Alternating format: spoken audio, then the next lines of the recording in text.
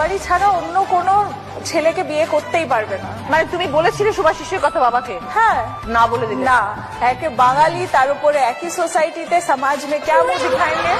তারপরে আমরা একদিন ডিসাইড করলাম চলো বিয়ে করে ফেলি। আমরা রেজিস্ট্রি করে কলকাতাতে একটা জায়গাতে আমরা গিয়ে প্রায় 10 জনকে নিয়ে খালি বিয়ে করেছি। ক্যাফের আগে তুমি কি করতে? লাস্ট 20 বছর ধরে ফাইন্যান্সিয়াল অ্যাডভাইজারির মধ্যে রয়েছে, বাট আমার স্বপ্ন ছিল যে একটা ক্যাফে হবে। তোমরা খড়দাতেই থাকতে? না, আমরা উল্টোডাঙ্গায় থাকি। খড়দায় আমাদের আরেকটা বাড়ি ছিল, সেখানে আমরা কি বলবো আপনাকে, এক টুকরো ছোট্ট দার্জিলিং আমাদের ছাদের উপর। তাই? আর আজকে কলকাতার বিভিন্ন জায়গা থেকে বিভিন্ন মানুষ খুঁজে খুঁজে আমাদের ক্যাফেতে আসে। স্পেশাল কি? আপনি দার্জিলিং এর মোমো খেলে বারবার আসবেন। তো তারপরে তোমাদের এই ক্যাফে প্ল্যানিংটা হলো? একদম। তো তারপরে কি রেজিস্ট্রি বিয়ে হলো?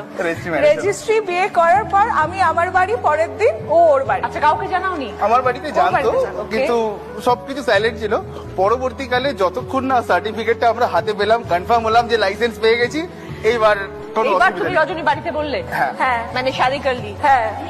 বলছে না কি হলো, সবাই অবাক। বাবা বলছে দেখো যেন কোনোদিন এখানে ফিরে না আসে। তারপর তুমি চলে গেলে 3 তলায়। লিফটে উঠতে নামতে বাবার সাথে দেখা হতো না? বাবা ঘুরেও তাকাতো না। হ্যাঁ, এই এমনও হয়েছে বাবা দাঁড়িয়ে আছে লিফটের জন্য, আমরা আসছি, বাবা দেখেও অন্যদিকে চলে গেছে। ও খুব কষ্ট পেয়েছে ওই সময়, নিজের কাছের লোক এত কাছে থেকেও মানে চোখাচোখি করতে পারতো না। তারপরে কি হলো? শুভাশিস কি করে শ্বশুরমশাই মন জয় করলে? শ্বশুর মশাই মন জয় করতে গিয়ে আমার মনে হয় আমাকে বিশেষ কিছু করতে হয়নি, আমি ওকে বরাবরই খুব ভালোবাসি। আর যদি কাউকে মন থেকে ভালোবাসা যায় সেটা আশেপাশের লোক এমনি বুঝে যায়। আর বাবা যখন বুঝলো যে মেয়ে ভালো আছে, তখন আর এর থেকে বেশি কি চাই? চাই না।